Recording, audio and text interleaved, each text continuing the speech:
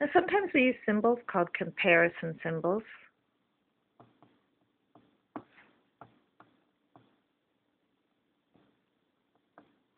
So if we look on the number line,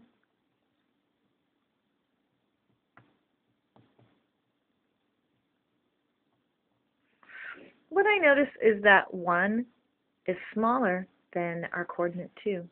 And I can show that by writing 1 is smaller than 2. Another way to write this would be to say that 2 is greater than 1. So that is the signs. And what you notice is that the smaller end of the symbol points to the smaller number. Another way to remember is the alligator eats the larger number. So here are some symbols. This means equal. So I could say 2 equals 2. That's how I would use that symbol. This means not equal. So an example of that would be 2 does not equal 3. This is less than. So I could say 2 is less than 3. This is greater than. So an example would be 3 is greater than 2. This is less than or equal.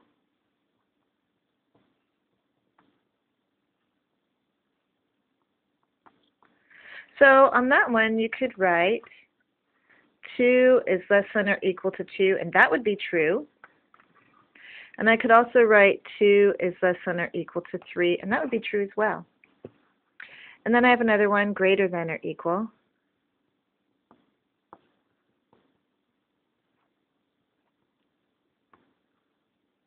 An example of this would be 3 is greater than or equal to 2, or I could say 2 is greater than or equal to 2. And that's true because 2 is equal to 2. Now we'll look at absolute value. Absolute value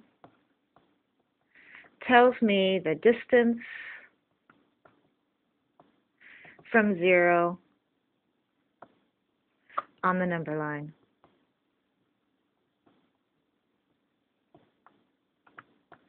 So basically, what absolute value tells me is it always makes something positive because distance is always positive.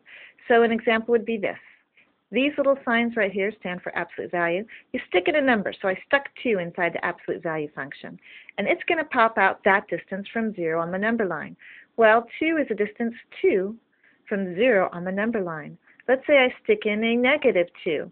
How far away is negative 2 from 0 on the number line? Well, the distance is 2, so that also pops out a 2. So really what this function does is you stick in a number, and it pops it out and makes it positive. That's an easy way to remember. And what that looks like. So for example, here's the number line. 2 is a distance 2, and negative 2 is a distance 2 also. So if I had a negative 6 and I stuck a negative 6 inside my absolute value signs, it would pop out a positive 6. But if I have a negative outside the absolute value, that negative sign is not inside the absolute value. So the number that pops out from the absolute value sign is a 6, but that negative is sitting outside, so that's still a negative 6. That's because this is not inside the absolute value signs. That means negative absolute value of 6, and that will give me a negative 6. Next, we'll look at the symbols for multiplication. And that can be seen as A times B, A times B. You might see A times B. You might see A times B. All of those mean multiplication. And basically what it's saying, for example, if I use numbers, I could say 4 times 5, and that equals 20. These pieces right here, the 4 and the 5, are both called factors. And this right here is the product. So when we multiply, The answer to a multiplication is the product, and the things being multiplied are called the factors. Next, we're going to look at exponents. And for exponents, if I say 2 cubed, the number down here is called the base, and the exponent is the power. And that tells me how many times to multiply the base by itself. So, for example, in this case, 2 cubed is really saying 2 times 2 times 2. I multiply it by itself 3 times. So if I wanted to say 10 squared, that would be the same as saying 10 times 10. So looking back at 2 cubed, we can see 2 cubed is 2 times 2 times 2. That is also equal to 8 when we multiply it out. And 10 squared is the same as 10 times 10, and that is equal to 100. Now I want to show you something that is actually not shown in this course, but is shown in Math 80 if you took it in the classroom, and you will see it in Math 90 as well. And that is something that looks like this. If I say negative 2 squared, that's the same thing as saying negative 2 times negative 2. And that's because I have parentheses around the negative 2. That means this negative is going to get squared. A negative 2 times negative 2, well, a negative times a negative gives me a positive, so this becomes a positive 4.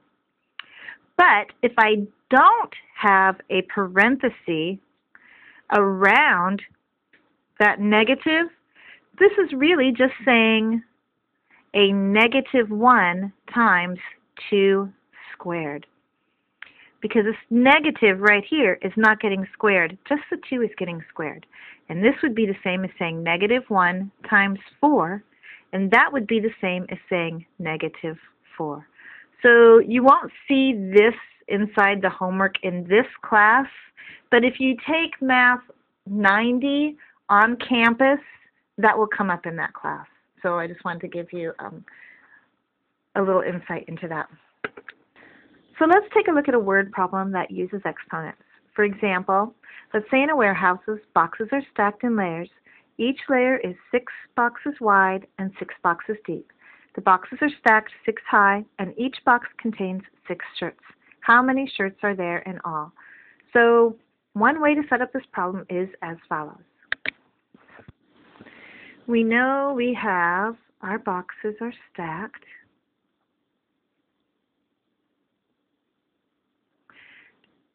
Six high, 6 length, and 6 back. And then in each box that's inside here are 6 shirts. So total what we have is 6 times 6 times 6 times 6, which is equal to 6 to the 4th. And that gives us a nice grand total of 1,296 shirts. So there's an example of how you can use exponents in a word problem. So this is the end of section 1.1. If you have questions, please post them in the discussion board under week 1 in the discussion board section. Thanks.